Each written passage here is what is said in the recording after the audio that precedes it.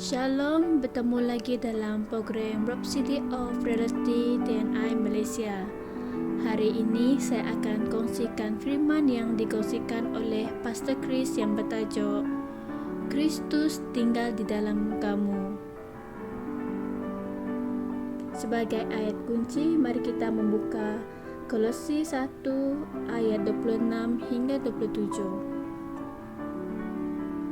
Kepada mereka, Allah mahu memberitahukan betapa kaya dan mulianya rahsia itu di antara bangsa-bangsa lain, yaitu Kristus yang ada di dalam kamu adalah pengharapan dan kemuliaan. Kristus yang ada di dalam kamu merujuk kepada semua pewatakan, personaliti, kekuatan kemuliaan, dan rahmat Kristus yang ada di dalam kamu. Dan hal itu telah dilakukan oleh Roh Kudus. Ingat kembali kata-kata Yesus dalam Yohanes 14 ayat 23. Jika seseorang mengasihi aku, dia akan menuruti firman-Ku, dan Bapa-Ku akan mengasihi dia, dan kami datang kepadanya dan diam bersama-sama dengan dia. Kata-kata ini telah diucapkan sebelum dia mati, dikebumikan, dibangkitkan, dan naik ke syurga. Dalam Yohanes 14 ayat 16 hingga 17, dia telah berfirman, "Dan aku akan meminta kepada Bapa, dan dia akan memberikan kepadamu seorang penolong yang lain. Kamu mengenal dia, sebab dia menyertai kamu dan akan diam di dalam kamu." Dia telah mengutarakan janjinya, dan pada hari Pentakosta, Roh Kudus datang dan tinggal di dalam murid-muridnya. Hari ini, setelah kita dilahirkan semula, kita telah menjadi rumahnya yang hidup. Dia membina tempat tinggalnya di dalam diri kita. Hal ini adalah sesuatu misteri dalam Perjanjian Lama. Para nabi dan bahkan para malaikat tertanya-tanya bagaimana Tuhan membina rumahnya di dalam hati manusia. Tetapi itulah kehendak Tuhan. Dia berfirman dalam Amsal 8 ayat 31, "Kesenanganku adalah bersama anak-anak manusia." Melalui Roh, Paulus akhirnya menulis dan mendedahkan misteri ini sebagaimana yang kita telah baca dalam ayat Injil tema kita.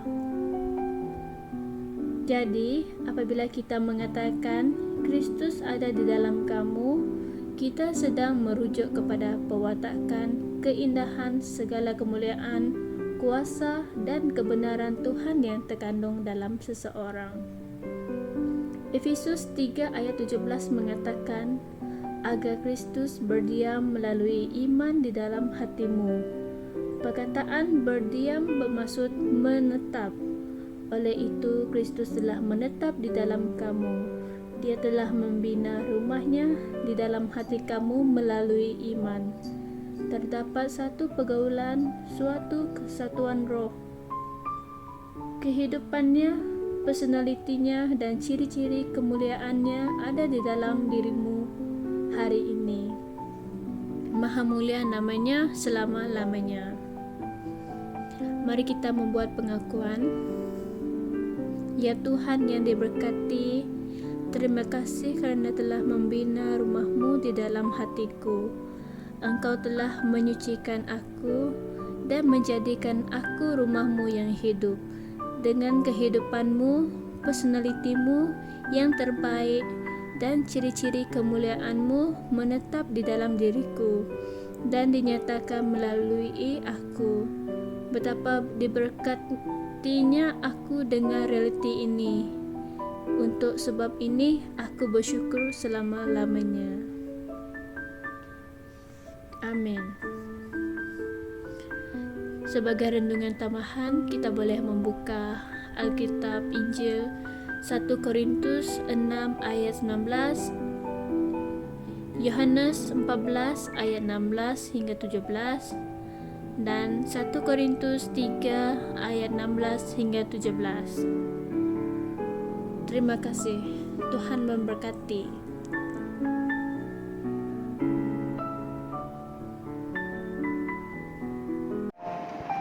Kami percaya saudara-saudari semua telah diberkati dengan perkongsian firman dari Rhapsody Reality. Bagi sesiapa yang ingin menjadikan Yesus Kristus sebagai Tuhan dalam kehidupanmu, kamu boleh mengucapkan doa ini bersama dengan saya. Ya Tuhan Allah, aku mempercayai Yesus Kristus, Anak Allah yang hidup dengan sepenuh hatiku. Aku percaya Dia telah mati untukku dan Allah telah membangkitkan Dia dari kematian. Aku percaya Dia hidup hari ini. Aku mengaku dengan mulutku bahwa Yesus Kristus adalah Tuhan dalam hidupku mulai dari hari ini. Melalui Dia dan di dalam nama-Nya, aku mempunyai kehidupan yang kekal. Aku telah dilahirkan semula. Terima kasih Allah kerana menyelamatkan jiwaku. Aku sekarang adalah anak Allah. Haleluya. Tahniah. Sekarang kamu telah menjadi anak Allah.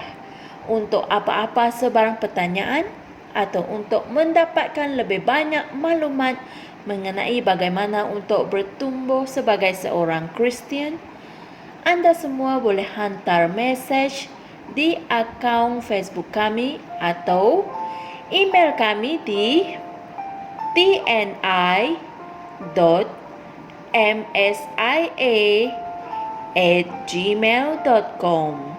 Sekali lagi, tni.msia@gmail.com.